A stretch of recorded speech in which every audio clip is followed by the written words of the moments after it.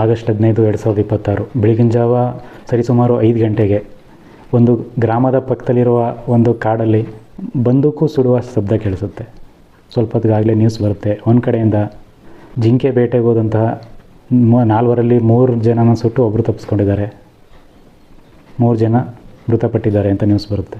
ಇನ್ನೊಂದು ಕಡೆಯಿಂದ ಅವರು ಜಿಂಕೆ ಬೇಟೆಗೆ ಹೋಗಿರಲಿಲ್ಲ, ತಮ್ಮ ಕಳೆದೋದ ಹಸುನ ಹುಡ್ಕೊಂಡು ಬರೋಕ್ಕೆ ಹೋಗಿದ್ರು. ಆ ಟೈಮಲ್ಲಿ ಆಯಾಸಾಗಿ ಅಲ್ಲೇ ಮಲಗಿದ್ರು ಕಲ್ ಮೇಲೆ. ಆ ಟೈಮಲ್ಲಿ ಜಿಂಕೆ ಬೇಟೆಗಾರರು ಅಂತ ಇವ್ರನ್ನ ಶೂಟ್ ಮಾಡಿದ್ದಾರೆ ಅಂತ ಇನ್ನೊಂದು ಕಡೆಯಿಂದ ನ್ಯೂಸ್ ಬರುತ್ತೆ. ಇಲ್ಲಿ ಏನಾಯಿತು ಅಂತ ತಿಳ್ಕೊಳ್ಳೋಣ ಬನ್ನಿ. ಹನೂರು ಹೋಬಳಿ, ಕೊಳ್ಳೇಗಾಲ ತಾಲೂಕು, ಚಾಮರಾಜನಗರ ಜಿಲ್ಲೆ. ಇಲ್ಲಿ ಕಾವೇರಿ ವನ್ಯಜೀವಿ ಅರಣ್ಯ, ಅದ್ರ ಪಕ್ಕದಲ್ಲಿರೋ ಮರಿಮಂಗಲ ಗ್ರಾಮ, ಅದರ ಅಕ್ಕಪಕ್ಕದಲ್ಲಿರುವ ಬೇರೆ ಬೇರೆ ಗ್ರಾಮದ 4 ಜನರು, ಪೀಟರ್ ಕುಮಾರ್ ಮತ್ತು ಆಂಟೋನಿ ಸ್ವಾಮಿ 3 ಜನನೂ ಕೂಡ ಅರಣ್ಯಾಧಿಕಾರಿ ಸಿಬ್ಬಂದಿಗಳಿಂದ ಗುಂಡೇಟಿನಿಂದ ಸಾವನ್ನಪ್ಪಿರ್ತಾರೆ.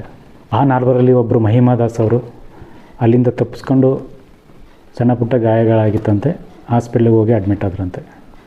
ಆ ವಿಚಾರನವರು ಈ ಥರ ಆಗಿದೆ ಅಂತ ಹೊರಗಡೆ ತಪ್ಪಿಸ್ಕೊಂಡು ಹೋದ್ಮೇಲೆ ಅವರ ಮನೆಯವರಿಗೆ ಫೋನ್ ಮಾಡಿ ವಿಚಾರ ಹೇಳಿದಾರಂತೆ. ಈ ರೀತಿ ಹಸು ಮನೆಗೆ ಬರ್ದಿದ್ದ ಕಾರಣ ನಾವು 4 ಜನ ಕಾಡಲ್ಲಿ ಹೋಗಿ ನಮ್ಮ ಹಸು ಹುಡ್ಕೊಬರೋಣ ಅಂತ ಹೋದು. ಸುಮಾರು ಹುಡುಕ್ತು, ಸಿಗದಿದ್ದ ಕಾರಣ ನಾವು ಆಯಾಸ ಆಗ್ತು ಅಲ್ಲೇ ಬಂಡೆ ಮೇಲೆ ಮಲಗಿದ್ದು. ಆ ಟೈಮಲ್ಲಿ ಅರಣ್ಯ ಅಧಿಕಾರಿಗಳು ಬಂದು ನಮ್ಮನ್ನ ಸುಟ್ಬಿಟ್ರು. ನಾನು ಸ್ವಲ್ಪ ದೂರಕ್ಕೆ ಹೋಗಿದ್ದೆ, ನಾನು ತಪ್ಪಿಸ್ಕೊಂಡು ಬರೋಕ್ಕಾಯ್ತು. ಬಟ್ ಅವ್ರು 3 ಜನನೂ ಅಲ್ಲೇ ಸತ್ತೋದ್ರು ಅಂತ ಅವ್ರು ಹೇಳಿರೋ ಹೇಳಿಕೆ. ಮನೆಯವರು ಅಷ್ಟೇ, ಅವರು ಏನೋ ಬೇರೆ ವಿಚಾರಕ್ಕೆ ಜೋಳ ನೋಡ್ಕೊಳ್ಳೋಕ್ಕೋ ಏನಕ್ಕೋ ಹೋಗಿದ್ರು. ಆ ಟೈಮಲ್ಲಿ ಈ ಥರ ಶೂಟ್ ಮಾಡಿದ್ದಾರೆ ಅಂತ ಮನೆಯವರು ಒಂದು ಕಡೆಯಿಂದ ಹೇಳಿಕೆ ಕೊಡ್ತಾಯಿದ್ದಾರೆ. ಬಟ್ ಅರಣ್ಯಾಧಿಕಾರಿಗಳು ಹೇಳೋದು ಅವ್ರ ಹತ್ರ 2 ಚೀಲ ಜಿಂಕೆ ಮಾಂಸ ಇತ್ತು, ಮತ್ತು 2 ಬಂದೂಕುಗಳಿದ್ವು, ಮತ್ತು ಬಂದೂಕಿನ ಗುಂಡಿನ ಪುಡಿಗಳಿದ್ವು, ಮದ್ದಿನ ಪುಡಿಗಳಿದ್ವು ಅಂತ ಹೇಳ್ತಾರೆ. ಸೊ ನಾವು ಅಲ್ಲಿಗೆ ಯಾವಾಗ ಅವ್ರ ಹತ್ರಕ್ಕೆ ಹೋದು ನಮಗೆ ಅವರು ಅಟ್ಯಾಕ್ ಮಾಡೋಕ್ಕೆ ಶುರು ಮಾಡಿದ್ರು ಅವ್ರ ಬಂದೂಕಿಂದ. ನಾವು ಆತ್ಮರಕ್ಷಣೆಗೋಸ್ಕರ ಅವ್ರನ್ನ ಶೂಟ್ ಮಾಡಿ ಕೊಂದ್ವಿ ಅಂತ ಇವ್ರ ಕಡೆಯಿಂದ ಹೇಳ್ತಾಯಿದ್ದಾರೆ.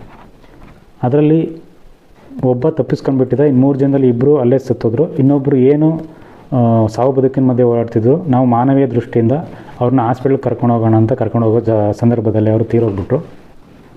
ಆಮೇಲೆ ನಾವು ಅವ್ರನ್ನ ಮೈಸೂರಿಗೆ ಕರ್ಕೊಂಡು ಹೋದ್ವು ಅಂತ ಹೇಳ್ತಾಯಿದ್ದಾರೆ. ಇವೆರಡು ವಿಚಾರಗಳಲ್ಲಿ ನಮಗೆ ಸತ್ಯ ಅಸತ್ಯತೆಗಳು ತಿಳಿಬೇಕು ಅಂತಂದರೆ ಇದ್ರ ಬಗ್ಗೆ ತನಿಖೆ ಆಗಬೇಕು. ತನಿಖೆ ಆಗಿ ಅದರ ವಿಚಾರಗಳು ಸಾಕ್ಷಿ ಸಮೇತ ಗೊತ್ತಾದಾಗ ಮಾತ್ರ ಇವರು ಸರಿ, ಇವ್ರದ್ದು ತಪ್ಪು ಅಂತ ಹೇಳೋಕ್ಕೆ ಸಾಧ್ಯ. ಇಲ್ಲ ಅಂತಂದರೆ ಎಲ್ಲರಿಗೂ ಕೂಡ ಇದ್ರ ಬಗ್ಗೆ ಗೊಂದಲ ಇದೆ. ಮೊದಲನೇ ಗೊಂದಲ ಏನು ಅಂತಂದರೆ, ಅಷ್ಟೊತ್ತಲ್ಲಿ ಇವ್ರು ಯಾಕೆ ಕಾಡಿಗೆ ಹೋದರು? ಹಸು ಹುಡ್ಕೊಂಡು ಹೋದರೂ ಕೂಡ ವಾಪಸ್ ಬರಬೇಕಾಯಿತು. ಆ ಕಾಡಿನ ಮಧ್ಯೆ ನಿರ್ಭಯವಾಗಿ ಮಲ್ಕೊಳ್ಳುವಂಥದ್ದು ಏನಿತ್ತು ಅಂತ ಇವ್ರ ಮೇಲೆ ಸಂದೇಹ ಮೂಡುತ್ತೆ. ಜೊತೆಗೆ ಇವರ ಏನು ಸಿಬ್ಬಂದಿಗಳು ಶೂಟ್ ಮಾಡೋದು ಅಂತಂದರು, ಅವ್ರ ಮೇಲೆ ಯಾವುದೋ ಕೇಸು ಕೂಡ ಇಲ್ಲ ಮುಂಚೆ. ಇವರು ಈ ರೀತಿ ಒಂದು ಮುಂಚೆಯಿಂದನೂ 2-3 ಸರಿ ಮಾಡಿದ್ದಾರೆ, ವಾರ್ನಿಂಗ್ ಮಾಡಿದ್ರು ಕೂಡ ಇವ್ರು ಕೇಳ್ತಾ ಇಲ್ಲ ಅಂದಾಗ ಈ ರೀತಿ ಕ್ರಮ ಕೈಗೊಂಡ್ರೆ ಒಂದು ವೇಳೆ ಹೌದಾ ಅಂತ ಅನ್ಬೋದು. ಆದರೆ ಇವರು ಏಕಾಏಕಿ ಹೋಗಿ ಅಲ್ಲಿ ಬೇಟೆ ಆಡ್ತಿದ್ದಾರೆ ಅಂತ ನೈಟ್ ವಿಚಾರ ಗೊತ್ತಾಯಿತು 14ನೇ ತಾರೀಕು.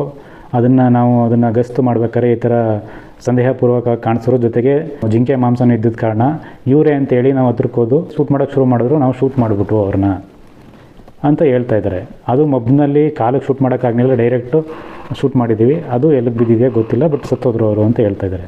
ಸೊ ಇದನ್ನು ಕೂಡ 100ಕ್ಕೆ 100 ಭಾಗ ಒಪ್ಕೊಳ್ಳೋಕ್ಕಾಗ್ತಾಯಿಲ್ಲ. ಸೊ ಇದರ ಬಗ್ಗೆ ವಾದ ವಿವಾದಗಳು ಏನು ನಡೀತದೆ 2-3 ದಿನದಿಂದನೂ ಕೂಡ ಅವರ ಕುಟುಂಬದವರೆಲ್ಲ ಆಕ್ರೋಶ ವ್ಯಕ್ತಪಡಿಸ್ತಾ ಇದ್ದಾರೆ. ಇವರು ಹೆಂಗೆ ಸಾಯಿಸಿದ್ರು, ಇವ್ರಿಗೆ ಸಾಯಿಸೋಕ್ಕೆ ಅಧಿಕಾರ ಕೊಟ್ಟಿದ್ದಾರೆ ಅವರು. ಅದು ಅಲ್ಲದೆ ಇವರು ಏನು ಮೇಲಧಿಕಾರಿಗಳೆಲ್ಲ ಸಾಮಾನ್ಯ ಸಿಬ್ಬಂದಿಗಳು, ಇವ್ರು ಹೆಂಗೆ ಸಾಯಿಸಿದ್ರು, ಇವರು ಈ ರೀತಿ ಸಾಯಿಸೋದಕ್ಕೆ ಕಾನೂನು ಏನಕ್ಕೆ, ನ್ಯಾಯ ಏನಕ್ಕೆ, ಕೋರ್ಟ್ ಏನಕ್ಕೆ ಅಂತ ಕೇಳ್ತಾ ಇದ್ದಾರೆ.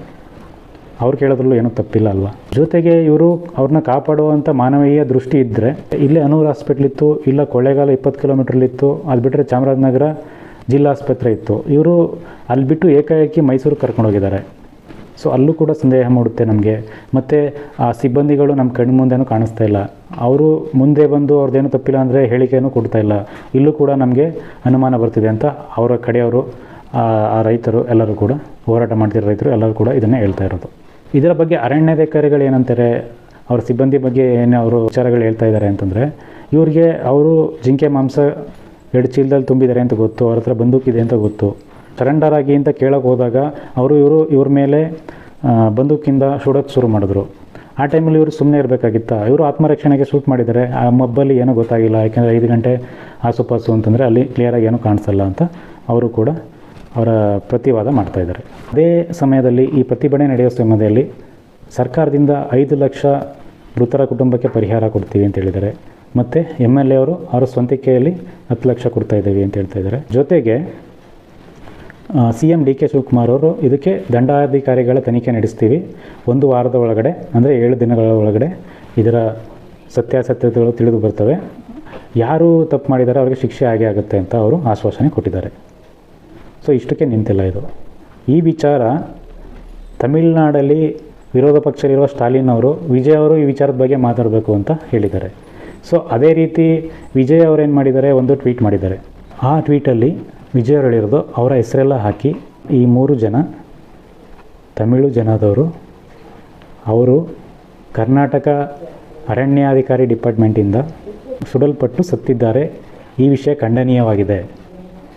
ಇದಕ್ಕೆ ಅವರು ಕೊಡ್ತಿರುವಂತಹ ಉತ್ತರ ಯಾವುದು ಕೂಡ ಒಪ್ಪಿಕೊಳ್ಳುವಂತಹದ್ದಲ್ಲ. ಹೇಗೆ ಇದರ ಬಗ್ಗೆ ಒಂದು ಪ್ರಾಮಾಣಿಕ ಉತ್ತಮವಾದ ತನಿಖೆ ನಡೀಲೇಬೇಕು, ಇದಕ್ಕೆ ಇವರಿಗೆ ನ್ಯಾಯ ಸಿಗಲೇಬೇಕು ಅಂತ ಕೇಳ್ತಾ ಇದ್ದಾರೆ.